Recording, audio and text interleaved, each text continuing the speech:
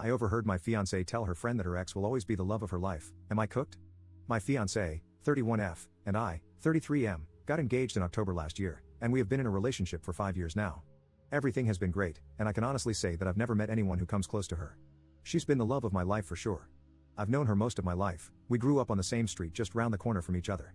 Her mom and dad still stay in the same house, and I still stay in the same house I grew up in, which my mom left to me when she passed away in 2014. We still don't officially live together yet, but for all intents and purposes, she lives here. Her parents and she are really close, though, and she still has her bedroom there and will occasionally spend the night there, but she's never away from here. Anyway, this morning, I decided to take a walk down to the shops to buy some things, and as I was about halfway there, I realized I had forgotten my face mask.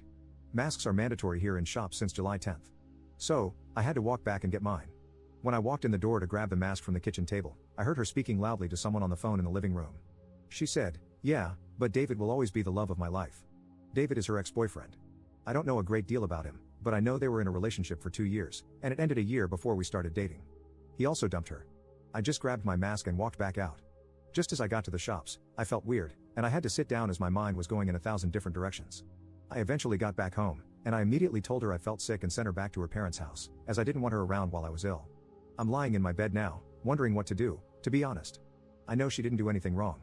It's not like she cheated on me or intentionally went out of her way to hurt me, but what's heard can't be unheard. She basically said that the person she's agreed to marry doesn't match up to an ex she hasn't been with for 6 years. The fact she said he will always be the love of her life also means that it's a void game. Her heart's already been taken, and there's nothing I could ever do to change that. Also, what would happen if he did come back into her life? You can't turn down the love of your life when they come calling, and I'd be dumped quicker than yesterday's leftovers. So what do I do?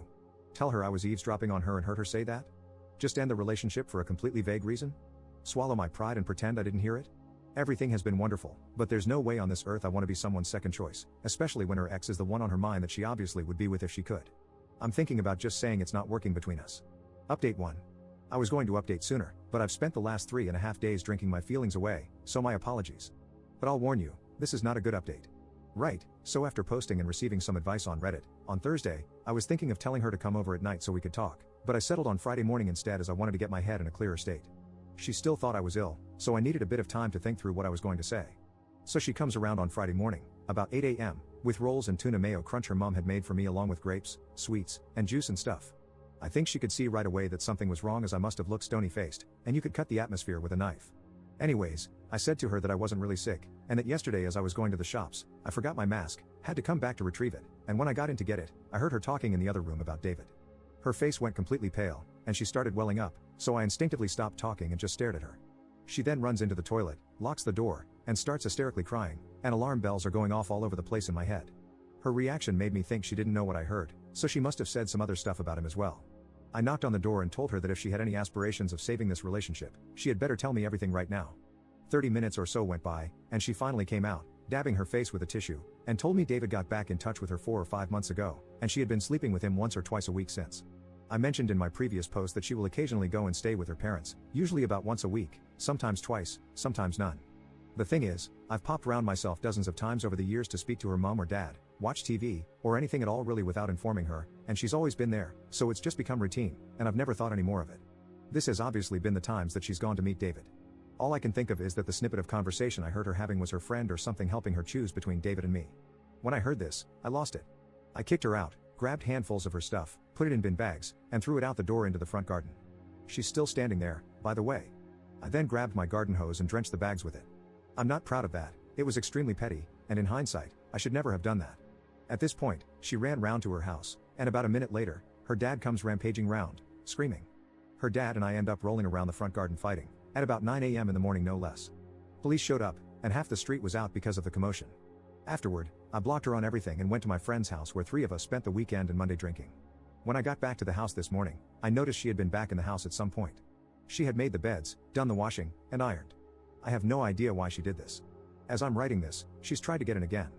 I haven't been able to change the locks yet, so I put the door chains on the front and back door, and I heard the chains clanging as she tried to get in. There's also a note that she's put through the door. I don't even want to read it right now.